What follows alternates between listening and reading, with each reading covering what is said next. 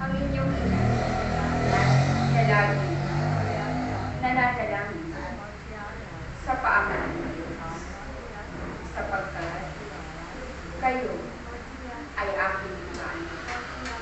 Mga anak na kung saan kailangan kong ilapit at idulog sa Diyos na makapangyarihan. Ako'y walang iniisip na inyong ikapapahanga. Bagkos ang nais ko, bilang inyong ina, kayong lahat ay magkaisa. Mahal ko kayong lahat, sapagkat kayo ay ipinagkatiwala ng Diyos sa akin. Ako'y ipinagkatiwala ng Diyos sa inyong lahat upang inyo maging ina. Ako ay itinalaga ng Diyos at hinirang ng Diyos bilang maging reyna ng langit. At ako'y magiging reyna lamang dito sa lupa kung ako ay iluluklok ninyo sa inyong mga puso bilang maging reyna ng inyong kalooban.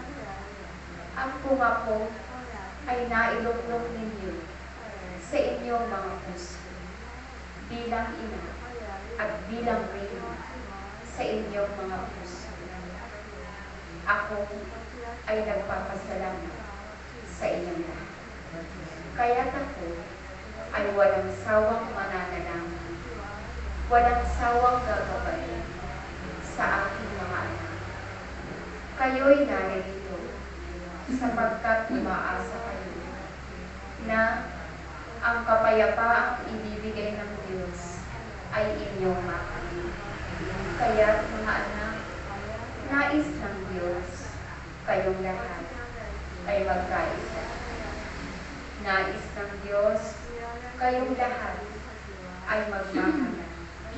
Nais ng Diyos kayong lahat sa kanyang gawain ay nagtutulungan.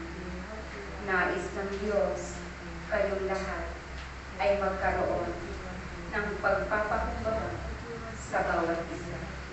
Sapagkat kung nasa sa inyo ang mga bagay na iyan, tunay nga na nasa sa inyo ang bunga ng Espiritu Santo.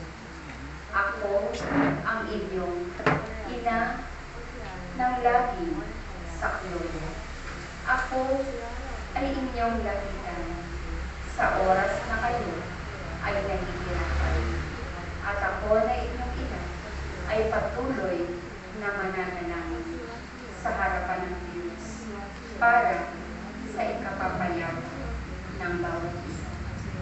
Kayo na mga narito bilang panasunod at bilang tinawag ng Diyos na maglingkod sa kanyang ubasan ay mananatiling magkaroon ng pagmamahal. Isang napakapayat na mensahe ang nais ko iparating sa inyo lahat. Magmahalan kayo sa bawat isa sapagkat ito ang puro ng Diyos sa inyo lahat. Maraming salamat sa inyo lahat na narito. Salamat sa inyo.